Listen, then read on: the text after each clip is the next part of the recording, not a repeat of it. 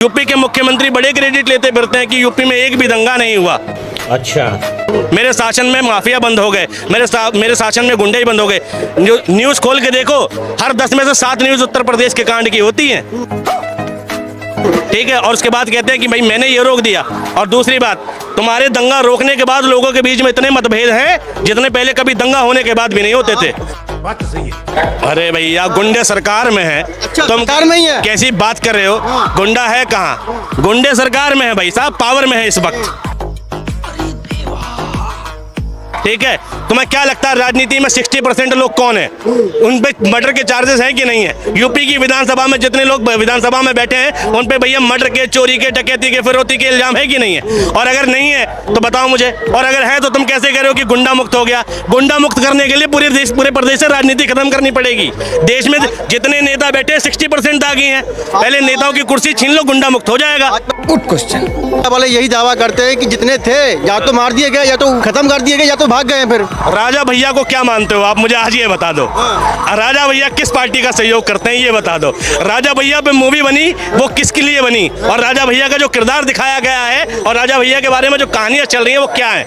ये फंस गया सीएम। और अगर वो राजा भैया गुंडे नहीं है तो फिर तुम्हारी नजर में मुख्तार अंसारी गुंडे कैसे थे? भाई राजा भैया भी कहीं के रॉबिन हुड थे तो मुख्तार अंसारी भी कहीं का रॉबिन हुड था। राजा भैया कहीं का रॉबिन हुड थे तो अतीक अहमद भी कहीं का रॉबिन हुड था। तो अगर राजा भैया गुंडे नहीं है तो भैया मुख्तार अंसारी को गुंडे कहने कहा कि इस देश के प्रधानमंत्री मुख्यमंत्री अंसारी के नाम पे पहले वो तो निकाल लो, वो तो निकाल लो पहले मुख्तार अंसारी के बारे में। चुप कर बे कुत्ते। निकाल लो, क्या निकालो? कारोबार निकालो, कारोबार उससे बोलना क्या चाहता पहले तो मुझे भाई क्या बोलना चाहते हो बताओ मुझे। क्या बोलना चाहते हो पहले बोलो। आइए देखते हैं, मजा आएगा। पहले बोलने दो, बोलो भाई।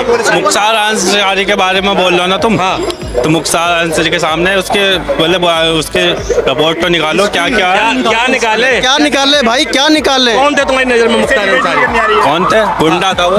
अब तू गया बेटा, अब तू गया, देख तेरी औकात मैं दिखाता हूँ तुझे। गुंडा था। ठीक है, गुंडा था वो। कहाँ का रहने वाला है मुख्तार अंसारी? यूपी में कहाँ का? अबे कहीं का भी हो, देखा, कहीं का भी हो, इसे कहते हैं व्हाट्सएप यूनिवर्सिटी का जिला। अरे मैं बताता हूँ। अरे तो अच्छा ये बताओ, ब्रजेश पाठक कौन था? ब्रजेश पाठक, नंद किशोर राय कौन? नंद किशोर गुज्जर कौन? ब्रजभूषण राय कौन? बता। अरे सब गुंडों के नाम ले रहा हूँ भाई। गुंडा था, गुंडा। हाँ। मुख्तार अंसारी गुंडा था। हाँ। वो चला गया अपनी जगह। अबे शक्ल तेरी बवासीर जैसी, बातें तो अच्छी किया कर।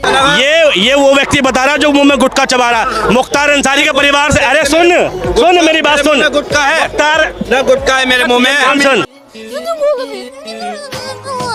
एक मिनट, ये मुख्तार अंसारी पर सवाल कर रहा है। मुख्तार अंसारी के परिवार से 27 लोग, ठीक है भाई, देश की शहादत में शामिल है। दिल्ली का अंसारी रोड पता है किसके नाम पर है? किसके नाम पर है? उसके दादा के नाम पर है। ठीक है, अंसारी रोड। और अरे दादा देखो, ये अन वक्तों का हाल है। ब्रिगेडियर उस्मान सिंह को गुंडा बता रहा है। ये दुश्मन सिर्फ बॉर्डर के उस पार नहीं होता, घर के अंदर भी होता है। घुन दीमक बन के जीता है। ठीक भैया, मालूम है कुछ? आसिफ अली को ये गुंडा बता रहा है। ठीक है, इसे ये नहीं पता कि ब्रिगेडियर उस्मान सिंह कौन था। ब्रिगेडियर रखता नाम के आगे, पहले पता कर कौन था। ठीक है, तुम मुख्तार अंसारी के घर से कितने लोग स्वतंत्र आंदोलन में शामिल थे पता है तुझे? हैं बता। भगत सिंह की फांसी का विरोध करने वाले जज का नाम क्या था बता मुझे? मुख्तार अंसारी के खानदान से था वो।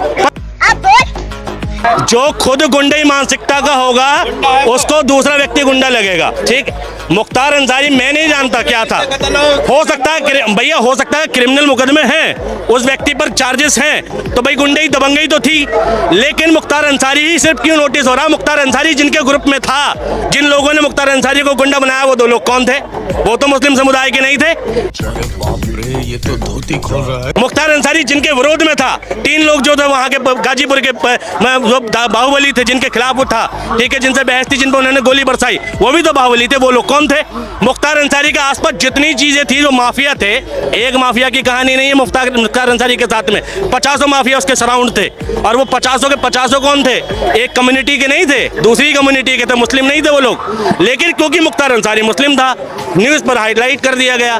ठीक है, मुख्तार अंसारी की जाके कहानी पढ़ो तो सही, मुख्तार अंसारी के बारे में हिस्ट्री शीट निकालो तो सही, अदालतों के पन्ने और कोर्ट के पन्ने और पुलिस की चार्जशीट पढ़ो तो सही, तुम्हें पता चल जाएगा मुख्तार अंसारी कहाँ से पैदा हुआ और किसने पैदा किया। वरना मुख्तार अंसारी का परिवार तो समृद्ध परिवार था, आज भी उस परिवार पे इतनी जमीन है कि एक एक गांव बसा दे। ठीक है, मुख्तार अंसारी को गुंडे करने की क्या जरूरत थी? मुख्तार अंसारी के पास लोग कोर्ट में जाने से बेहतर उसके यहाँ फैसला कराना पसंद करते थे, क्योंकि उसके यहाँ फैसला जल्दी होगा, कोर्ट में बाद में होगा। तो रॉबिनहुड भी तो था, कितनी बच्चों की शादी कराई थी उसने, कितने लोगों को फाइनेंशियल सपोर्ट किया था। ऐसी तरीके से राजा भैया है। अगर आज राजा भैया को तुम गुंडा बोलने को तैयार नहीं हो तो मुख्तार अंसारी को गुंडा क्यों बोल देते हो भाई? दोनों एक ही कैटेगरी के लोग हैं, अपने अपने क्षेत्र के रॉबिनहुड थे, दबंगई सबने करी है। लेकिन क्योंकि सरकार आ गई एक धर्म विशेष को रिप्रेजेंट करने वालों की, तो दूसरी कम्युनिटी को बदनाम कर दो। मुख्तार अंसारी का समर्थन नहीं करता, लेकिन जिस परिवार से मुख्तार अंसारी आता है उस परिवार को तुम्हें राजी राजी गैर राजी सैल्यूट करना पड़ेगा भैया, सलाम करना पड़ेगा। आज़ादी के आंदोलन में सहयोग है उस परिवार का।